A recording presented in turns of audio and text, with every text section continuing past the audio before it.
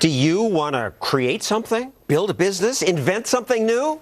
You better be sure you understand all these rules. 170,000 pages of them. This is the amount of federal regulations on the books as of today. If you break one of these rules, government can wreck your life. Yet, when each of these rules was passed, someone believed this rule, that rule, this is necessary. It's going to make us safer. This one is going to make the marketplace more fair. And so they keep passing more. Thousands of new pages every year. Doesn't any politician see that there's a problem with that? Well, yes, finally, for the first time in my career, some politicians get it. And one is the new senator from Wisconsin, Ron Johnson. What made you get it?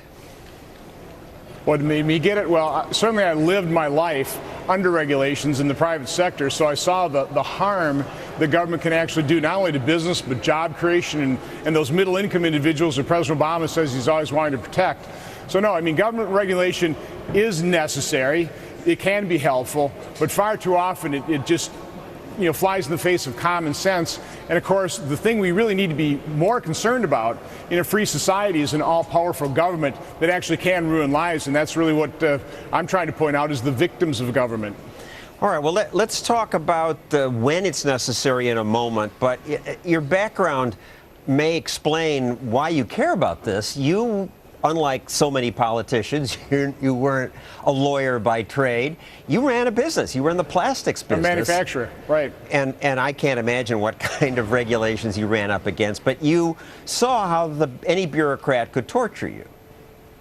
Absolutely, and John, now that I'm here and I see businesses come in day after day talking about this regulation or that regulation, basically putting them out of business. And what government regulators don't understand is the law of diminishing returns. So some of these regulations may be appropriate, but it goes well beyond common sense and does real harm to businesses, which means it does real harm to job creation, since there's real harm done to real people. So for your Victims of Government website, you made a little movie about one victim, a man from Granite City, Illinois, who finally took action to fight floods in his neighborhood. Granite City, Illinois has suffered severe flooding since the 1950s. More than once, the White House declared the area a disaster. The Corps issued study after study after study, yet the Corps did nothing. Until a Granite City man decided to take a bold step.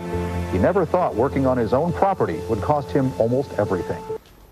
And what do you mean cost him almost everything? Well, he almost went bankrupt. Basically, he could not develop the land at all for 23 years. For 23 years, your movie goes on to explain that when that Illinois man tried to obey the government's regulations, the EPA told him he needed to get a permit from the Corps of Engineers. Steve invested another $200,000 to apply for this permit. That was 14 years ago. The permit never arrived. 23 years later, after buying the dump at the end of his street, Steve is on the verge of bankruptcy. What difference does government intrusion make? For Steve and his family, everything.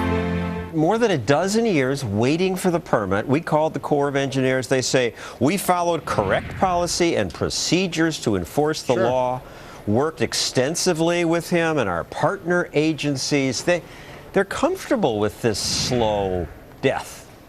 Well, absolutely. These laws are written. They give regulators all the power, and the regulators take the power. And so even though Stephen Lathrop did everything right, he got all the necessary state and local permits.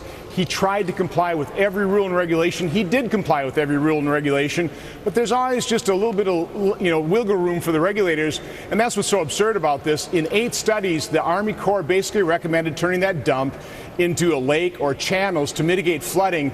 And by the way, if they would have done it, it would have cost $4 million. Stephen Lathrop did it for $100,000. The flooding did stop. But then the Corps comes back and says, you know what, Stephen, that was a wetland. You turned a wetland into a lake. Shame on you. And then they start threatening him. And that's just the problem with an all-powerful government. Americans are basically at government's mercy. They become the victims of government, and we see that time and time again across all the agencies. And you earlier said there's some things that need regulation. What? Why do the feds need to regulate? Well, listen, I think food and drug safety, I think transportation safety, vehicle safety. We actually do have to, monitor airplanes in the sky. I think most Americans are environmentalists. I think some common sense environmental regulations do make sense. But again, when you have the EPA that regulates ozone, gets it down to 75 parts per million, we do that successfully, and then I guess you got an ozone department there going, well, we completed that, now what should we do? I know, let's knock it down to 65 parts per million at a cost of about $1 trillion over 10 years. Again, it just gets beyond the point of diminishing returns, and government just is not very good at interjecting any kind of common sense in terms of what it does. It just follows these rules. They follow them to the letter. Regulators are very risk averse. Let's face it, their job is regulating things. And so they keep looking for more things to regulate at great harm to our economy and at great harm to individuals. Thank you, Senator Ron Johnson. Good luck with your Victims of Government campaign. I hope other politicians will start paying attention.